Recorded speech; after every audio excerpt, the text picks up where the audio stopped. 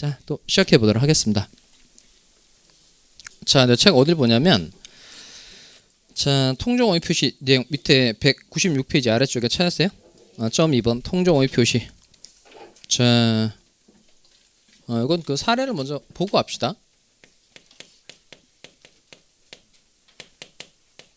자, 이건 무슨 뜻이에요? 갑이 건물의 소유자다. 자, 그리고 화살표를 잘 봅니다. 자, A가 갑에게 1000만 원을 빌려준 거예요. 이렇게 돈 빌려주는 계약 이름 뭐죠? 돈 빌려주는 계약 이름이 금전 소비대차 계약. 소비대차 계약을 기준으로 할 때 A는 이름 뭐죠? 대주. 그 다음 갑은 이름 뭐죠?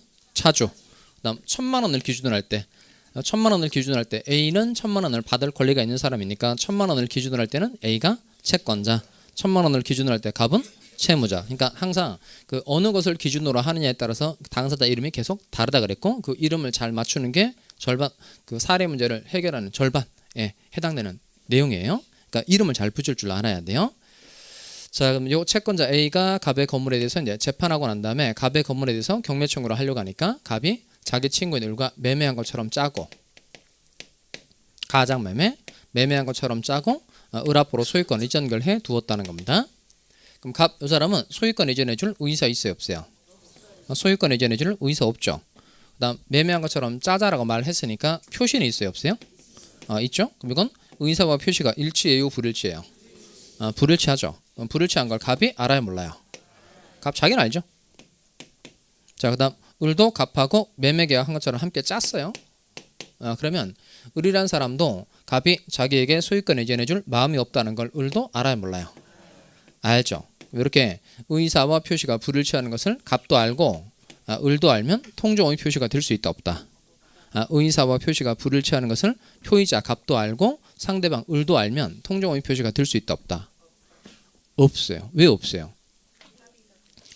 자, 이게 통정허위 표시라고 되어 있죠. 갑이 을과 짜고 가짜로 의사를 표시했다는 겁니다. 그럼 갑이 허위 표시를 한 사람이니까 갑의 이름 뭐예요? 이 사람은 표의자. 을의 이름 뭘까요? 이 사람은 상대방. 그럼 통정허위 표시에서 통정이라는 건 무슨 뜻이죠? 통정. 네, 한자로 쓰면 이렇게 되어 있어요. 이렇게 되어 있는데 쓸 줄 알아요.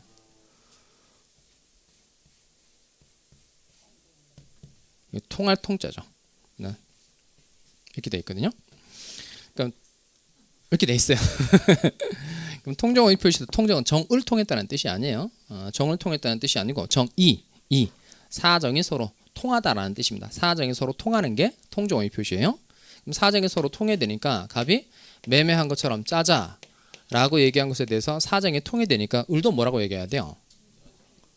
오케이라고 승낙을 해줘야 돼요. 그럼 갑이 매매한 것처럼 짜자라고 말하는 게 가장 매매 계약을 하자라고 갑이 청약을 하는 거고, 을이 오케이라고 말하는 건 승낙을 하는 거예요. 그래서 두 사람 사이에 반드시 이게 꼭 있어야 돼요.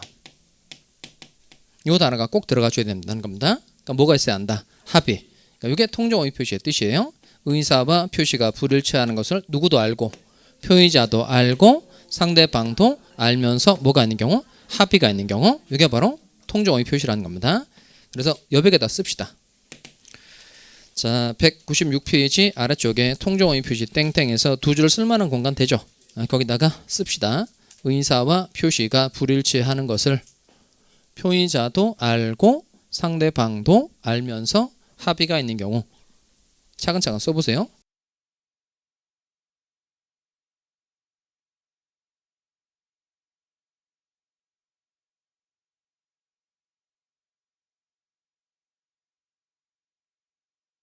자, 다시 의사와 표시가 불일치하는 것을 표의자도 알고 상대방도 알면서 합의가 있는 경우.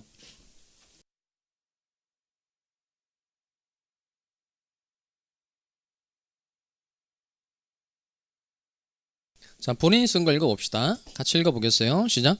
의사와 표시가 불일치하는 것을 표의자도 알고 상대방도 알면서 합의가 있는 경우. 자, 그러면 긴데 키워드가 뭐냐면 도도합이에요. 도도합입니다. 자, 누구도 알고 표의자도 알고 상대방도 알면서 뭐가 아닌 경우? 합의가 아닌 경우. 그러니까 반드시 어떤 단어가 꼭 들어가줘야 돼요? 합의. 도도가 아니고 어떤 단어가 꼭 들어가줘야 돼요? 합의. 다시 누구도 알고 표의자도 알고 누구도 알면서 상대방도 알면서 뭐가 있어야 한다? 합의라는 게 꼭 있어야 한다는 겁니다. 자, 그 다음에 그 밑에 내려가시면 통정어휘 표시는 몇 조에서 규정하고 있죠? 108조 동그라미 하시고 108조 조문의 숫자 외우셔야 돼요. 아까 비진이 표시는 몇 조였죠? 107조 통정어휘 표시는 108조. 자, 그럼 108조는 그 1항 2항으로 되어 있어요. 동그라미 1, 동그라미 2니까 1항 2항으로 되어 있는데 1항은 제가 읽도록 하겠습니다. 상대방과 통정한 허위의 의사표시는 뭐로 한다? 무효로 한다. 자, 2항은 여러분 읽겠습니다. 전항의 의사표시의 무효는 선의의 제3자에게 대항하지 못한다. 다시 또 필기해 볼까요? 대항하지 못한다 밑줄 하시고. 이건 뜻이 뭐예요? 효과 주장 불가. 그러니까 무효의 효과를 선의의 제3자에게는 주장하지 마라. 이게 대항하지 못한다 이 뜻이에요. 효과 주장 불가. 그 다음 누구에게 대항하지 못한다는 거예요? 선의의 제3자. 누구에게 대항하지 못한다? 그냥 제3자가 아니에요. 선의의 제3자에게 대항하지 못한다는 겁니다. 그 시험에 그 조문의 숫자 중에 이렇게 동그라미 해서 외우라고 하는 거 반드시 외워요. 왜냐면 그 문제 다음 중 제108조 2항의 제108조 2항의 제3자에 해당하지 않는 자는 이렇게 시험 문제면 나옵니다. 다음 중 제108조 2항에 제3자에 해당하지 않는 자는 이런 말이 나오면 108조가 나왔어요. 그럼 뭐 생각나야 돼요? 이거 통정어휘 표시 물어보는 거구나. 이게 생각이 나야 문제를 맞춘다는 겁니다. 그러니까 모든 조문이 그런 건 아니고 하여튼 제가 외우세요 라고 얘기하는 조문은 반드시 외우셔야 돼요. 자, 통정어휘 표시는 몇 조라고요? 108조. 자, 그럼 칠판 다시 올까요? 자, 통정어휘 표시가 108조고 108조 조문 내용은 매우 간단해요. 아까 여러분 본 게 상대방과 통정한 허위의 의사표시는 뭐로 한다? 무효로 한다. 그리고 무효로서 누구에게 대항하지 못한다. 선의의 제3자에게 대항하지 못하니까 108조는 통정무선 이렇게 돼 있어요. 아까 107조는 조문이 어떻게 돼 있었죠? 비유 RR 무선. 108조는 통정무선. 108조 옆에다가 쓸까요? 통정무선. 꼭 이렇게 외워 가지고 오세요. 자, 그렇게 써놓고 이제 이걸 외웠으니까 하여튼 조문이 시키는 대로만 하면 돼요. 자, 먼저 상대방과 통정한 허위의 의사표시는 뭐로 한다? 무효로 한다고 되어 있죠. 그러니까 이건 매매한 것처럼 짜고 소유권 등기를 을앞으로 해놨는데 그럼 요 매매 계약은 짜고 한 거니까 이건 유효이다, 무효이다, 무효. 만약에 매매한 것처럼 짰다 그럼 뭐라 그러죠? 가장 매매. 돈 빌려준 것처럼 짰다. 가장 소비 내차 계약. 저당권 설정해 준 것처럼 짰다. 가장 저당권 설정 계약. 이렇게 허위 표시에 기해서 이루어진 법률행위를 뭐라고 하냐면 가장행위라고 그래요. 가장행위. 여기는 매매한 것처럼 짰으니까 뭐가 되는 거죠? 가장 매매. 그럼 이 매매 계약의 효력은 유효, 무효? 무효.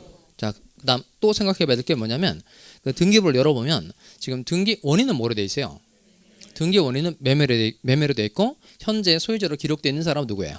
을이죠. 그럼 을은 이 건물에 관해서 을은 소유권을 취득할 수 있어요, 없어요? 할 수 있다, 없다? 할 수 있다, 없다?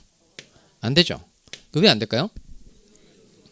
일단 그 을에게 소유권 이전가 되어 있으니까 을이 소유권 취득한다. 이런 건 없어요. 그러니까 등기가 을에게 넘어갔으니까 을이 소유권 취득한다. 이런 법리는 없어요. 그러니까 을이 소유권 취득하려면 소유권 등기가 을 앞으로 넘어가는 거 이외에 더 중요한 게 뭐냐면 갑과 체결한 계약이 유효해야 돼요. 그러니까 계약이 유효하고 을 앞으로 등기가 제대로 되어 있어야만 을이 소유권 취득하는 겁니다. 여긴 을에게 소유권이 넘어간 게 맞는데 갑하고 을이 체결한 계약 자체가 뭐죠? 무효예요. 그러니까 이 매매 계약은 처음부터 아무런 효력이 없는 계약이라는 거예요. 그러니까 설사 을 앞으로 등기가 돼 있다고 하더라도 을은 소유권을 취득할 수 있다, 없다? 없다는 거예요. 없어요. 자, 다시 매매 계약이 뭐이므로? 무효이므로 을은 등기부상의 소유자로 기록돼 있어도 을은 소유권 취득할 수 있다, 없다? 없어요. 자, 그러면 또 생각해 봐야 될 게 뭐냐면 이 사람은 을과 매매한 것처럼 짜고 소유권 등기를 해놨는데 이 계약이 무효예요. 그러면 갑은 내가 너랑 체결한 계약이 무효니까 건물을 다시 나한테 돌려줘라. 이렇게 갑이 을에게 건물에 대한 반환을 청구할 수 있을까요, 없을까요? 할 수 있다, 없다? 할 수 있죠. 왜 반환 청구할 수 있죠? 그러니까 반환 청구할 수 있는 이유는 뭐예요? 무효니까? 아니고. 가장 매매니까? 아니고. 또 맞아요. 비슷하게 나왔는데 불법원인 급여가 아니므로. 그러니까 뭐가 불법원인 급여가 아닌 거예요? 가장매매가. 그죠? 힘들어요.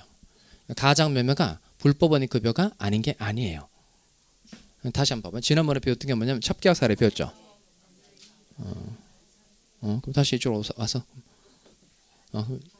그럼 왜 반환 청구할 수 있는 거예요? 뭐 갖다 붙이지 마시고. 이게 그 사례 문제를 내는 거의 이유예요. 그러니까 둘이 뭉실하게 아는 사람하고 정확하게 아는 사람을 구별해내기 위해서 사례 문제 내는 거예요.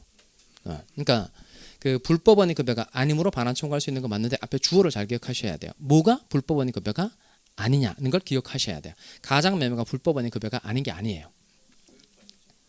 맞아요. 합격. 그러니까 지난번에 배웠던 게 뭐냐면 그 첩계약 사례 배웠죠. 그러니까 첩계약. 그러니까 갑이 배우자가 있음에도 불구하고 병이라는 여자와 첩계약을 맺고 건물을 증여해 준 거죠. 그때 첩계약은 얘는 유효 무효? 무효. 왜 무효였죠? 반사회적 법률행위. 그러니까 뭐가 반사회적 법률행위인 거예요? 첩계약이 반사회적 법률행위인 거고, 그다음 갑이 병한테 소유권 이전해 줬죠. 갑이 병한테 소유권 이전해 준 건 6자로 뭐라 그래요? 그게 불법원인 급여. 뭐가 불법원인 급여예요? 소유권을 이전한 거. 갑이 건물을 병한테 증여한 거. 소유권 이전한 게 불법원인 급여인 거예요. 그다음에 746조 불법원인 급여에 해당되면 원칙적으로 반환 청구할 수 있다 없다? 없다죠. 자, 그러니까 첩계약 사례의 경우에 건물 소유권을 병한테 넘겨주는 게 불법원인 급여라서 갑은 병한테 반환 청구할 수 있다 없다? 없다. 그 지난번에 배웠던 거고 거기가 똑같이 생각하면 돼요. 가장매매 계약을 하고 소유권을 을에게 이전해 줬죠. 가장매매 계약을 하고 소유권 이전 등기를 을에게 해준 겁니다. 그러면 가장매매 계약이 무효인 건 맞는데 가장매매 계약은 반사회적 법률행위이다 아니다? 아니에요. 그러니까 그 가장매매도 나쁜 거고 첩계약도 나쁜 건데 나쁜 것도 정도의 차이라는 게 있다는 겁니다. 그러니까 첩계약과 같은 건 사회 근간을 무너뜨리는 정도의 아주 나쁜 행위인 거고 그래서 반사회적 법률행위라고 부르는 겁니다. 근데 가장매매 계약은 별로 좋은 건 아니잖아요. 나쁜 건 맞는데 사회 질서의 근간을 무너뜨릴 정도까지는 아니에요. 그러니까 가장매매 한다고 해서 대한민국이 뭐 무너지거나 그 정도까지 가지는 않는다는 겁니다. 그러니까 가장매매 계약이 무효인 건 맞는데 얘는 반사회적 법률행위이다 아니다? 아니다. 그러니까 뭐가 반사회적 법률행위가 아니라고요? 가장매매가.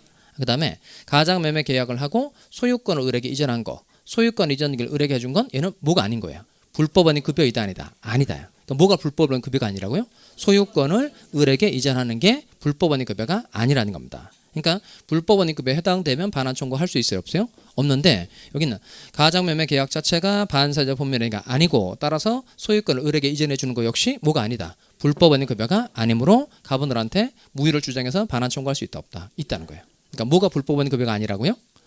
소유권을 을에게 이전한 것. 소유권을 을에게 이전한 게 뭐가 아니므로 불법원인 급여가 아니므로 반환 청구할 수 있다는 겁니다. 이렇게 일단 정확하게 잘 짚고 이해하고 할 줄 알아야 되겠어요? 다시 정리를 하면 108조 1항이 상대방과 통정한 후의 의사표시를 뭐라 한다? 무효로 한다. 밑에 표의자는 무효를 주장해서 건물의 반환을 청구할 수 있다 없다? 있죠. 그러니까 반환 청구할 수 있는 이유가 뭐라고요? 소유권을 을에게 이전한 것이 뭐가 아니므로 불법원인 급여가 아니므로 다시 소유권을 돌려줘, 건물을 돌려줘 라고 반환 청구할 수 있다는 거예요. 그래서 1항 끝에다가 무효로 한다 옆에다가요 화살표 이렇게 하시고 108조 1항 무효로 한다 옆에 화살표를 하시고 표의자는 반환 청구 동그라미 이렇게 필기를 하세요. 표의자는 반환 청구 동그라미.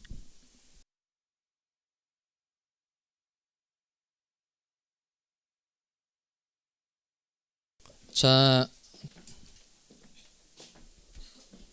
그 다음에 이제 7번을 봅시다. 표의자는 반환 청구할 수 있다 이거예요. 자, 근데 문제는 뭐냐면 지금 소유자로 기록되어 있는 사람은 누구예요? 을이죠. 그럼 을이 이 건물을 병이라는 사람에게 팔았어요. 매매하고 병이라는 사람에게 소유권 이전 등기를 경유해 준 겁니다. 그러면 갑은 을과 매매한 것처럼 짜고 을 앞으로 등기를 넘겨놨는데 을이 에라 모르겠다. 병이라는 사람에게 확 이 건물을 팔아치워 버렸다는 겁니다. 자, 그러면 목적물의 소유권을 되찾아가지고 오려가는 사람은 누구예요? 그러니까 매매한 것처럼 짜고 을 앞으로 등기를 넘겨놨는데 을이 병한테 확 팔아버린 거죠. 그러니까 무효를 주장해서 소유권을 되찾아가지고 오려가는 사람은 당연히 누구예요? 갑이에요. 그럼 이 사람은 허위 표시를 한 사람이니까 갑의 이름 뭐죠? 표의자. 을의 이름 뭐예요? 상대방. 병의 이름 뭐죠? 이 사람이 제3자예요. 그러니까 제3자는 누구로부터? 상대방으로부터 새로운 이해관계를 맺은 사람을 제3자 이렇게 표현합니다. 그러면 무효를 주장해서 소유권을 되찾아가지고 오류가는 사람은 당연히 갑이에요. 그럼 갑은 이 병이라는 사람에게 건물을 돌려줘 이렇게 반환 청구할 수 있을까요? 없을까요? 할 수 있다 없다? 없다. 손 들어보세요. 반환 청구할 수 없다. 내리시고 이렇게 찍으면 골로 가는 거예요. 그래서 항상 느낌으로 맞출 수 있는 문제는 없어요. 그러니까 항상 외운 것만 맞출 수 있다 그랬죠? 이때 뭐 생각나야 돼요? 통정무선. 통정무선. 무효로서 누구에게 대항하지 못한다. 선의의 제3자에게 대항하지 못한다는 겁니다. 그러니까 병이 어떤 상태냐에 따라 다르다는 거예요. 자, 다시. 그러니까 통정무선 그랬으니까 제3자 병이 선이에요. 선이라는 건 뭐죠? 선이. 몰랐다는 거죠. 착하다 이런 말이 아니고 몰랐다는 겁니다. 그러니까 병이 선이에요. 그럼 이제 무효를 가지고 누구에게 대항하지 못한다. 선의의 제3자에게 대항하지 못한다는 겁니다. 병이라는 사람이 을과 계약을 체결할 때 갑하고리 짜고서 이런 얘기를 했다는 걸 모르고 계약을 체결했다는 겁니다. 그럼 병이 뭐죠? 선의. 그럼 선의의 제3자에게는 무효의 효과를 주장하지 마라 이겁니다. 밑에 무효의 효과가 요거예요. 그럼 갑은 무효를 주장해서 을한테 건물을 다시 돌려줘. 이게 반환 청구할 수 있다는 게 이게 무효의 효과인 겁니다. 그럼 이 무효의 효과를 누구에게는 대항하지 마라. 선의의 제3자에게는 주장하지 말라는 겁니다. 그러니까 병이 선의인 경우에는 무효의 효과를 주장해서 건물을 돌려줘 이렇게 반환 청구할 수 있다 없다? 없다는 말입니다. 그럼 뒤집어 말하면 누구에게는 대항할 수 있다는 거예요. 악의 제3자에게는 대항할 수 있다는 거죠. 악이라는 건 뭐죠? 악이 알았다는 겁니다. 뭘 알았다는 거예요? 갑하고 을이 가장매매를 하였다는 사실을 알고 을과 계약을 체결했다는 겁니다. 그러면 악의 제3자에게는 무효의 효과를 주장해서 건물을 돌려줘라고 반환 청구할 수 있어요? 없어요? 있어요. 제가 드린 질문 내용이 뭐냐면 지금 갑은 을과 매매한 것처럼 짜고 을 앞으로 소유권 등기를 넘겨놨고 을은 에라 모르겠다 병한테 팔았다는 겁니다. 그럼 이때 무효를 주장해서 소유권을 되찾아가지고 오류가는 사람은 당연히 갑이다. 그럼 이때 갑이 병이라는 사람에게 건물을 돌려줘라고 반환 청구할 수 있다 없다? 있다를 해야 돼요? 없다를 해야 돼요? 나눠봐야 된다. 나눠봐야 한다. 그럼 병이 뭐면? 선이면 반환 청구할 수 없고 악이면 반환 청구할 수 있다 없다? 있다는 겁니다. 자, 그 다음 또 선의 악의와 관련해서 조금 더 훈련을 해봅시다. 그러니까 병이라는 사람이 을과 계약을 체결할 때 갑하고 을이 짰다는 걸 모르고 계약을 체결했어요. 모르고 계약을 체결했는데 일주일 뒤에 갑하고 을이 짰다는 걸 뒤늦게 알게 된 겁니다. 계약 체결 당시에는 모르고 계약을 체결했는데 일주일 지나서는 알았다는 거예요. 그러면 선의이다가 악의로 바뀌는 거예요? 계속 선의인 거예요? 계속 선의인 겁니다. 그러면 이때 선의인지 악의인지 판가름 안 한 기준 시점은 언제예요? 병이라는 사람이 을과 이해관계를 맺었을 때를 기준으로 판단하는 겁니다. 즉 계약 체결 시에 선이라면 뒤늦게 가장매매 사실을 알았다고 하더라도 악의로 바뀌는 게 아니고 계속 뭐다? 선이라는 겁니다. 자, 그 다음에 남은 거 한번 해봅시다. 자, 통정오인 표시는 뜻이 뭐예요? 통정오인 표시는 뜻이 다시 쓴 거 이제 확인해 보세요. 쓴 거. 자, 통정오인 표시는 뜻이 도도합이죠. 도도합. 의사와 표시가 불일치하는 것을 누구도 알고 표의자도 알고 상대방도 알면서 합의가 있는 경우. 자, 통정오인 표시는 몇 조에서 규정하고 있다? 108조에서 규정하고 있고 조문은 어떻게 돼 있어요? 통정무선이에요. 무효로서 누구에게 대항하지 못한다. 선의의 제3자에게 대항하지 못해요. 자, 하나만 더 해봅시다. 자, 이번에는 병이라는 사람이 을과 계약을 체결할 때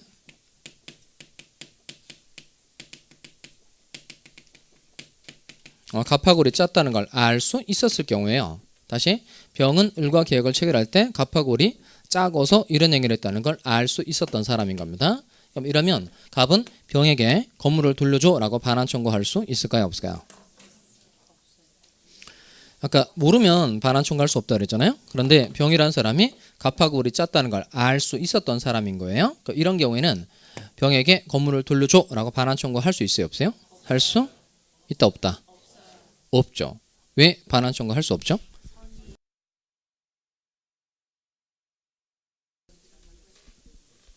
이유는 뭐예요? 또 그래서 어떻게 됐다는 거예요? 그래서 어떻게 됐다는 거예요? 병이 소유권을 취득함으로. 병이 소유권을 취득함으로. 표정들이 별로 안 좋네요. 자, 요걸 이제 잘하자는 겁니다. 하여튼 알 수 있었을 경우가 나오면 이게 그 알 수 있었다 이렇게 돼 있잖아요. 그러면 병은 을과 계약을 체결할 때 갑하고 을이 짰다는 걸 알았다는 거예요, 몰랐다는 거예요? 알 수 있었다 이 말은 알았다 몰랐다? 몰랐다는 거. 몰랐다는 게 뭐죠? 몰랐다는 게 선이에요. 몰랐다 이게 선이. 근데 알 수 있었다 이 말은 모르긴 했는데 이 사람이 주의를 하면 알 수 있었음에도 불구하고 주의를 기울이지 않았다는 뜻이에요. 즉 제3자가 선의이지만 뭐가 있다? 과실이 있다는 겁니다. 그 다음에 108조 2항을 다시 한번 봐봐요. 108조 2항. 전항의 의사표시의 무효는 선의 무과실의 제3자에게 대항하지 못한다. 그렇게 안 돼 있죠. 누구에게 대항하지 못한다? 선의의 제3자에게 대항하지 못한다. 이렇게 돼 있다는 겁니다.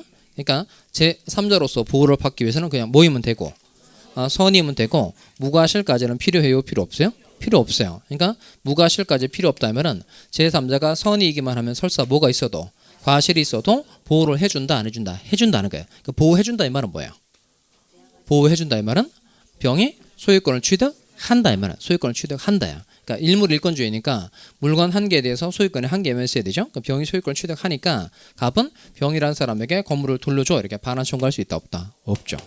자, 그다음 하나 더 생각해봐야 될 게 그러면 그 알 수 있었을 병을 상대로 건물 반환 청구가 어쨌든 안 된다는 거잖아요. 그러니까 갑이 병한테 건물 반환 청구를 못하면 갑이 불리하다, 불리하지 않다. 불리하지 않다. 왜 불리하지 않죠? 을에게 돈 달라고 하면 되니까 그렇다는 거예요. 자, 그러면 매매 대금은 누구한테 줄까요? 매매 대금 병이 갑한테 주는 게 아니죠. 병은 누구랑 계약 체결했어요? 을과 계약을 체결했죠. 그럼 을은 자기 건물을 판 거예요? 남의 건물을 판 거예요? 남의 건물을 판 거죠. 왜 남의 건물을 판 거죠? 여기 칠판에 여기 있죠. 그리고 써놨잖아요. 그러니까 을은 이 계약 자체가 무효이어서 등기부상의 소유자로 기록돼 있어도 소유권 취득할 수 있다 없다? 없어요. 그러니까 을은 자기 건물을 판 거예요? 남의 건물을 판 거예요? 남의 건물을 팔고 돈을 받은 거니까 그 돈은 정당하다 부당하다? 부당하다. 따라서 요 갑은 을에게 네가 병으로부터 받은 매매 대금에 대해서 부당이득 반환 청구할 수 있다 없다? 있다는 겁니다. 그러니까 요 알 수 있었을 병에게 건물을 돌려달라고 말하지는 못하지만 을에게 돈을 돌려달라. 돈에 대해서는 반환 청구할 수 있어요 없어요? 있어요. 그러니까 소유권은 얘가 가지고 가고 을에게 돈 달라고 얘기할 수 있는 거니까 결국 갑이 불리하다, 불리하지 않다, 불리하지 않다는 겁니다. 여기까지 하고 이제 제가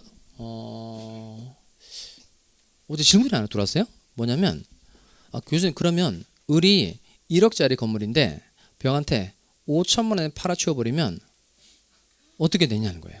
5천만 원에.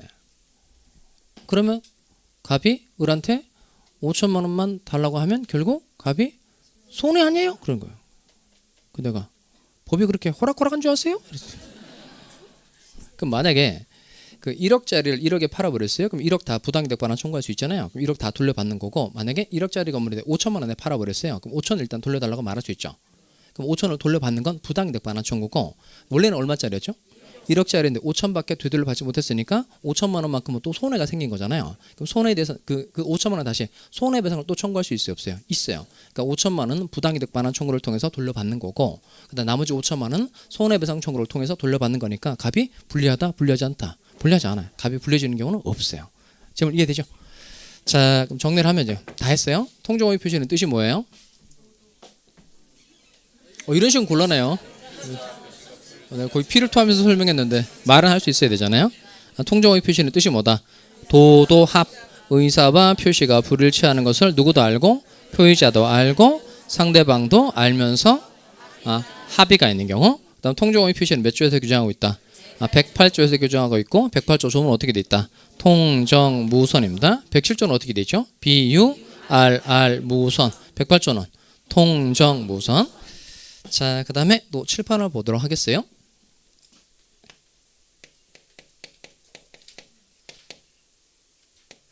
화살표를 잘 보세요. 자, 갑이 이제 을에게 의사를 표시한 거예요. 이 사람이 이제 계약서에 56만 원 쓸 생각이었는데 65만 원으로 잘못 적고 말았어요. 자, 누가 누구에게 의사를 표시한 거죠? 갑이 을에게 의사를 표시한 거니까 갑의 이름 뭘까요? 이 사람 표의자. 그다음 을의 이름은 상대방. 자, 그러면 갑은 원래 얼마 쓸 생각이었죠? 56만 원 쓸 생각이었는데 65만 원으로 잘못 적고 말았다는 겁니다. 자, 그러면 이게 지금 두 가지가 일단 의사하고 표시가 일단 불일치한 거 맞죠? 그러면 의사와 표시가 불일치하는 거에 대한 기준은 56만 원이 기준인 거예요? 65만 원이 기준인 거예요? 다시 값은 얼마 쓸 생각이었죠? 56만 원 쓸 생각이었는데 얼마로 잘못 쓰고 말았다. 65만 원을 잘못 쓰고 말았다는 거죠. 그러면 어쨌든 의사와 표시가 불일치하는 거 맞는데 그 불일치에 대한 기준은 56만 원을 기준으로 해야 된다. 65만 원을 기준으로 해야 된다. 56이에요? 65예요? 65만 원이 기준이에요. 왜 65만 원이 기준일까요? 표시가 65만 원으로 되어 있으니까. 이게 기준인 거예요. 그러니까 항상 표시가 된 놈이 기준인 거예요. 자, 그러니까 요 놈을 기준으로 의사 있나 없나, 요 놈을 기준으로 표시 있나 없나 이렇게 따져야 된다는 거예요. 자, 그러면 값은 65만 원을 쓸 의사 있어요, 없어요? 원래 얼마 쓰려고 한 거니까 56만 원 쓰려고 한 거니까 요 의사가 65만 원을 쓸 의사라는 거예요. 65만 원을 쓸 의사 있다 없다? 없어요. 다음 65만 원에 표시가 되어 있죠. 그러니까 의사와 표시가 일치해요, 불일치해요? 불일치하죠. 그러니까 비진이 표시도 이렇게 했고 통정의 표시도 이렇게 했고 차고도 이렇게 하는 겁니다. 만약에 56만 원을 기준으로 하면 어떻게 될까요? 56만 원을 기준으로 하면 값은 56만 원을 쓸 의사 있다 없다? 있다. 그다음 표시는 56만 원이 아니다. 얘만 다르게 되잖아요. 얘만 다르게 되니까 항상 표시가 된 놈을 기준으로 정리를 하는 겁니다. 뭐가 된 놈을 기준으로? 표시가 된 놈을 기준으로 정리를 하는 거예요.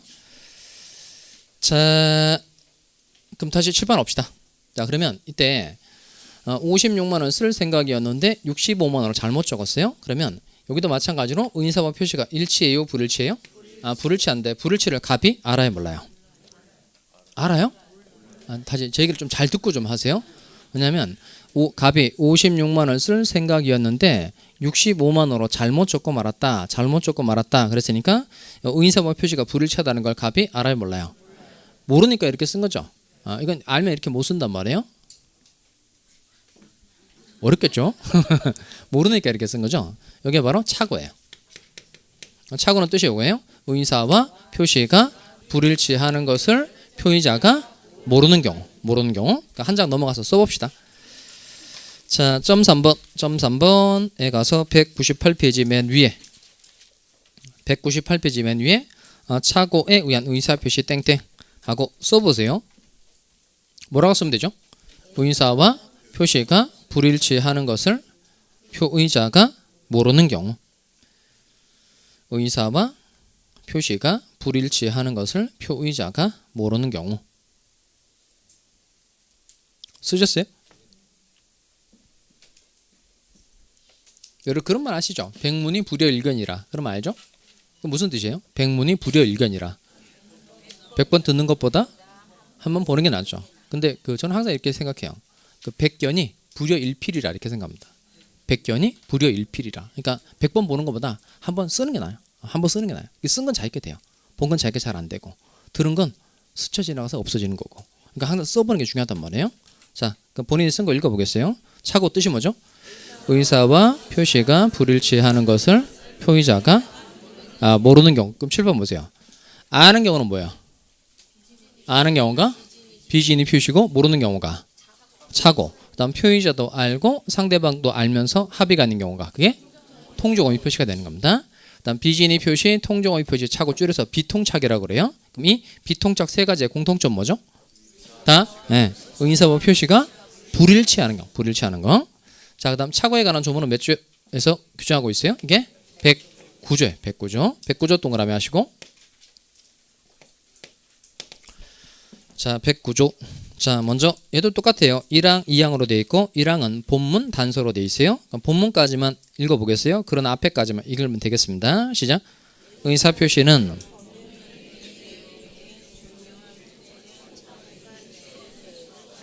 일단 무효로 한다 이렇게 안 돼 있죠.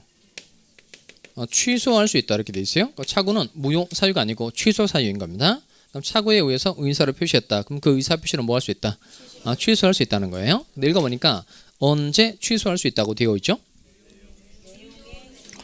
그 중요 부분에 차고가 있는데 그 중요 부분 앞에 어떤 단어가 있죠? 그 단어 꼭 들어가야 돼. 내용.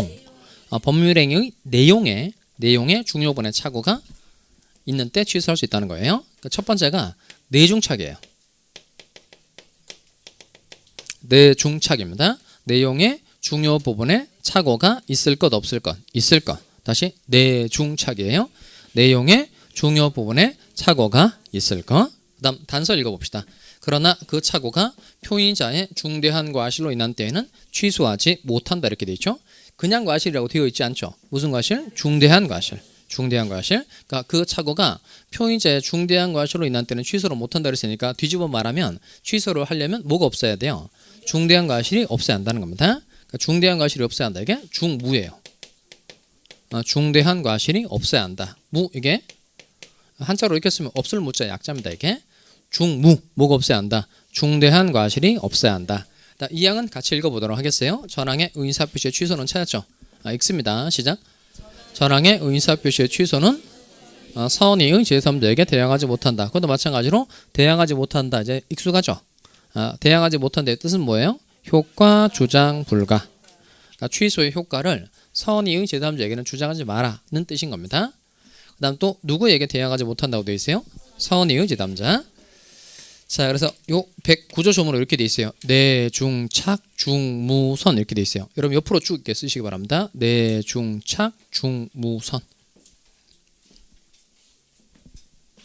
자, 이렇게 꼭 외우자는 거예요. 109조 조문은 어떻게 되어 있다고요? 내중착 중무선이에요. 내중착은 뭐예요? 내용의 중요 부분에 착오가 있을 것 없을 것. 있을 것. 그 다음 중무 중대한 과실이 없을 것. 그 다음 선 취소로서 누구에게 대항하지 못한다. 선의의 제3자에게 대항하지 못한다는 겁니다. 자, 일단 여기까지 정리해 두고요. 착오에 관한 사례 좀 이따 쉬었다가 좀 보도록 하겠습니다.